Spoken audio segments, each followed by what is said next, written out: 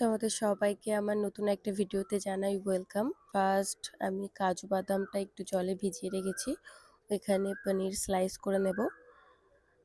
তো এখানে 200 গ্রাম মতো পনির ছিল, যেটা আমি খুব সাবধানে কাটছিলাম, কোনো স্ক্র্যাচ না হয়ে যায় ওই জন্য। তো দেখতে পাচ্ছ এখানে পনিরটা আমি অনেক সাবধানে প্রায় কেটে নিয়েছি। তো এখানে আমি একটু বড় বড় পিস রেখেছি পনিরগুলো। তো তোমার ছোট বড় তোমাদের যেমন ভালো লাগে তেমনভাবে কেটে নিও। তো এখানে পনির কাটা আমার অলমোস্ট ডান। এবার পনিরের মধ্যে আমি কিছুটা নুন ও লঙ্কা গুঁড়ো ও হলুদ গুঁড়ো, মাঝে মাঝে ভয়েস ওভার দেওয়ার সময় আমার মশলার নামই মনে থাকে না। তো যাই হোক, এই যে ভালো করে নুন হলুদ ও লঙ্কা গুঁড়ো দিয়ে মাখিয়ে আমি সর্ষের তেলে পনিরগুলো হালকা হালকা আঁচে ভেজে নেব। একটু লাল লাল হওয়া অবধি ভাজবো। তো দেখতে পাচ্ছ লঙ্কা দিয়ে ভাজার কারণে এটার কালার দারুণ এসছে। তো ভাজার সময় কে কে টপ টপ করে তুলে দু একটা খেয়ে নাও বলবে আমাকে, আমি তো খাই। তো এখানে পনিরগুলো আমার ভাজা হয়ে গেছে। এবার আমি ছোট ছোট করে আলু কেটে নিয়েছি পনিরের সাইজে।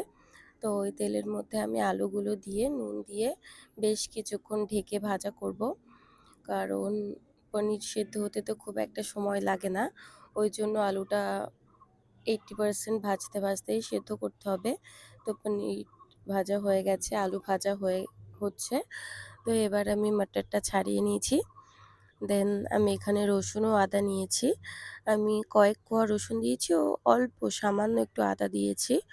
আর এখানটায় টমেটো কুচি আছে দেখতে পাচ্ছ। তো টমেটো কুচি এখানে আমি দুটো ইউজ করেছি, সবটা দিইনি। দেখতে পাচ্ছ আমার টমেটো কাটা ডান।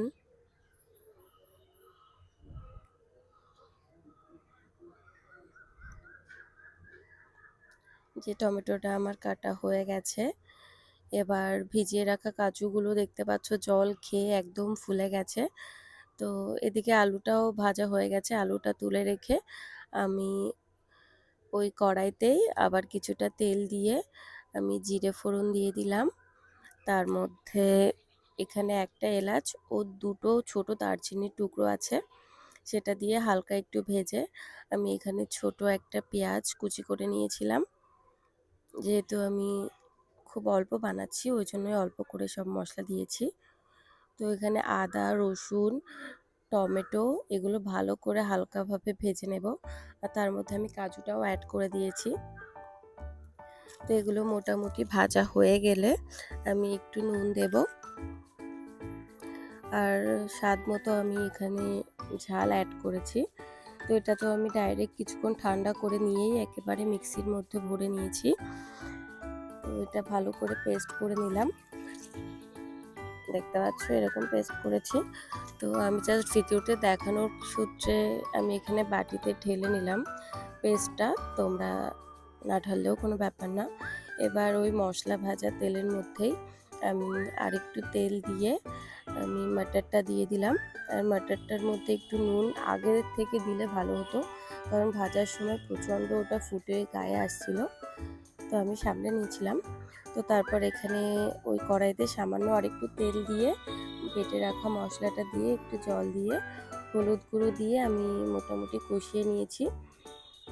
তারপর দেখতে পাচ্ছ আমি আলু মাটর এগুলো দিয়ে ভালো করে একটু কষিয়ে নিয়ে আমি উপর থেকে কিছুটা ফ্রেশ ক্রিম দিলাম। তারপর আমি জল ঢেলে দিলাম। তো টেস্ট করে আমি নুন চিনি সবটা ব্যালেন্স করে নিয়েছি। তো এখানে উপর থেকে পনিরগুলো দিয়ে আর একটু চিনি দিয়ে দিলাম, উপর থেকে আর একটু ফ্রেশ ক্রিম দিয়ে দিলাম। তো এটা তো রেডি হয়ে গেছে। আর বাড়িতে ফ্রেশ ক্রিম আনা ছিল অনেক দিন ধরে, তো সেটা দিয়ে কি রেসিপি করব আমি ভেবে পাচ্ছিলাম না। তো ওই জন্যই ভাবলাম আজকে একটু মটর পনির বানানো যাক। তো তোমাদের ভিডিওটা ভালো লাগলে একটা লাইক করে দিও। Thank you for watching. আর এটা খেতে সত্যিই অনেক ভালো হয়েছিল, তোমরা একবার অবশ্যই ট্রাই করতে পারো। টাটা।